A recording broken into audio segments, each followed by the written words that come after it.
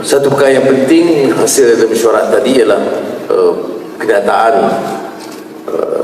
Wahyudi Yang Maha Mulia Tuanku Raja Selangor, Sultan Selangor, yang menekankan dan cuba melurus dan menurunkan suhu hangat politik terkait dengan keputusan Mahkamah Persekutuan mengenai kedudukan Mahkamah Syariah di negara kita. Mungkin di kalangan masyarakat Cina tidak merasakan tekanan itu, tetapi di kalangan masyarakat Melayu, masyarakat Islam seluruh negara, isu ini menjadi isu politik yang sangat hangat. Hukum dijatuhkan, mencerca penghinaan kepada hakim-hakim dan kerajaan dan sebagainya. Maka apa yang dititah oleh Tuanku Sultan Selangor ialah merujuk kepada keputusan Mahkamah Persekutuan. Malaysia ini negara hukum. Negara hukum maknanya patuh pada prinsip perlembagaan. Jadi keputusan Mahkamah Persekutuan itu menurut Tuanku Sultan Selangor dihormati kerana Mahkamah Persekutuan tunduk kepada hukum dan semangat perlembagaan, tidak timbul nak meringankan atau meremehkan kedudukan Mahkamah Syariah. Jadi saya bagi pihak kerajaan tentu menyambut baik kenyataan Tuanku Sultan Selangor selaku pengurusi Majlis Perjuangan Islam yang dilantik oleh Majlis Raja Melayu yang masih tegas mempertahankan semangat perlembagaan negara.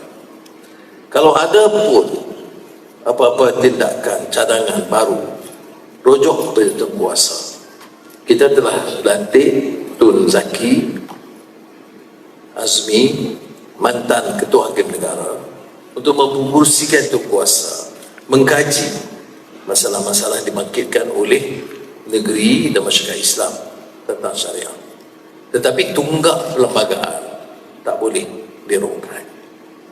I need to emphasize the need to acknowledge the fact that this country is based on the rule of law, and therefore the constitution of the nation and the laws must be respected.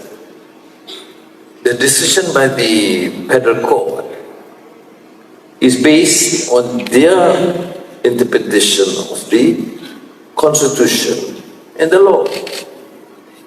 Nothing to do about their rejection of Islam or the Sharia principles, which is being abused, used and criticized by some sections in this country. So the categorical statement by the Sultan of Selangor, appointed by the Malay rulers, in support of the Federal Court decision, must be widely acclaimed by the Malaysians, Muslims and non-Muslims. Of course, the Muslims want the Sharia Court to be given some recognition. We don't dispute that. And some issues relating to Sharia laws need to be strengthened.